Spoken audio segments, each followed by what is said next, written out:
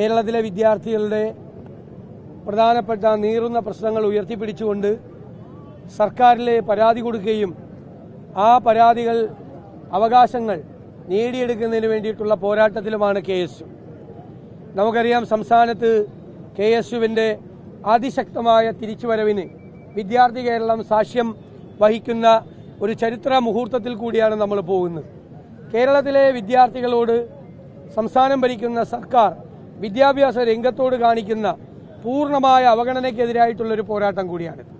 ഇവിടെ സൂചിപ്പിച്ചതുപോലെ KSUവും MSFും എല്ലാം നടത്തിയ വലിയ പോരാട്ടം കേരളത്തിൽ ജയിച്ചു വരുന്ന SLC ജയിച്ചു വരുന്ന വിദ്യാർത്ഥികൾക്ക് ആവശ്യമായ സീറ്റുകൾ +1 മലബാറിലെ 6 ജില്ലകളിൽ 10,000-കണക്കിന് സീറ്റുകൾ വേണം എന്നാവശ്യപ്പെട്ടുകൊണ്ട് നടത്തിയ സമരം നിയമസഭയ്ക്കും വിദ്യാർത്ഥി സംഘടനകൾക്കും നൽകിയ ഉറപ്പിന്റെ ഭാഗമായിട്ടാണ് അവസാനിച്ചത്.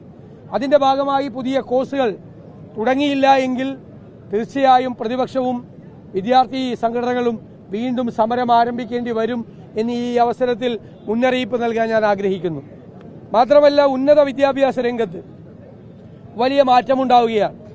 4 വർഷത്തെ ഡിഗ്രി കോഴ്സായി മാറാൻ 4 വർഷത്തെ ഈ ഡിഗ്രി കോഴ്സിലേക്ക് മാറുമ്പോൾ ഈ ഉന്നത വിദ്യാഭ്യാസ വകുപ്പും സർവകലാശാലകളും എന്ത് മുന്നൊരുക്കമാണ് കേരളത്തിൽ നടത്തിയിട്ടുള്ളത്?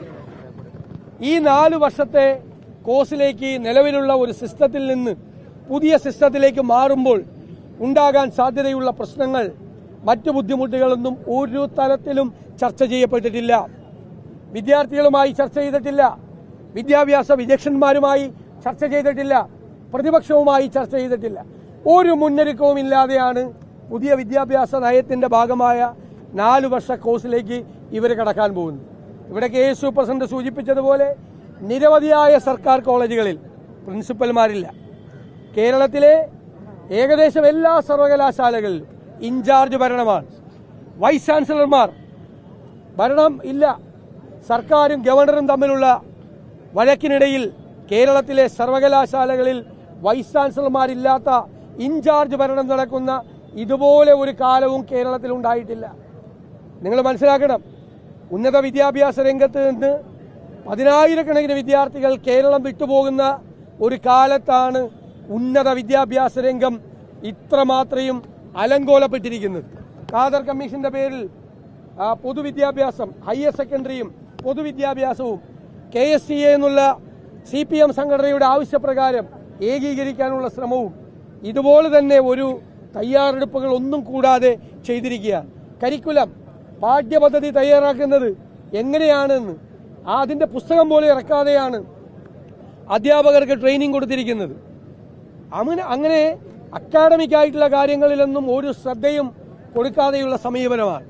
ആകെ ഗവൺമെന്റ് ചെയ്യുന്നത് എല്ലാ ക്യാമ്പസുകളിലും ഇരുണ്ട മുറികൾ, എതിരാളികളെ തല്ലി ചതയ്ക്കാനുള്ള ഇരുണ്ട മുറികൾ, ഡാർക്ക് റൂം നടത്തുന്ന SFIക്ക് എല്ലാത്തിനും കൊടപിടിച്ചു കൊടുക്കുകയാണ്.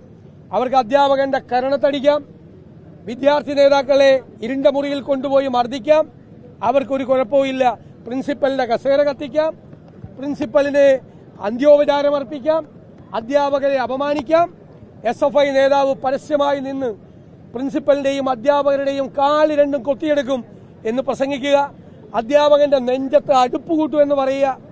അവർക്കെല്ലാം കുട പിടിച്ചു കൊടുക്കുന്ന ഗവൺമെന്റായി, നാണം കെട്ട സർക്കാരായി ഈ പിണറായി സർക്കാർ മാറിയിരിക്കുക. വിദ്യാഭ്യാസ രംഗത്ത് ഉണ്ടാകുന്ന ഈ മോശമായ പ്രവണതകൾക്കെതിരായിട്ടുള്ള ഉജ്ജ്വലമായ പോരാട്ടത്തിന്റെ മുൻനിരയിൽ KSU ഉണ്ടാകും എന്നെനിക്ക് ഉറച്ച വിശ്വാസമുണ്ട്. അതിന്റെ തുടക്കമാണ് KSU നടത്താൻ പോകുന്ന പോരാട്ടങ്ങളുടെ തുടക്കമാണ് ഇവിടെ ഈ അവകാശ പത്രിക മാർച്ച്. തീർച്ചയായും നിങ്ങൾ പറയുന്ന വിദ്യാർത്ഥികളുടെ അവകാശങ്ങൾ, കൺസെഷൻ ഉൾപ്പെടെയുള്ള കാര്യങ്ങൾക്കുള്ള അവകാശങ്ങൾ നേടിയെടുക്കാൻ വേണ്ടിയിട്ടുള്ള നിങ്ങളുടെ പോരാട്ടത്തിന്റെ ഒപ്പം ഞങ്ങളും ഉണ്ടാകുമെന്ന് മാത്രം വിനയപുരസരം പറഞ്ഞുകൊണ്ട് നിങ്ങളുടെ എല്ലാവരുടെയും അനുവാദത്തോടെ ഈ അവകാശ പത്രിക മാർച്ച് ഉദ്ഘാടനം ചെയ്തതായി അറിയിക്കുന്നു. നന്ദി.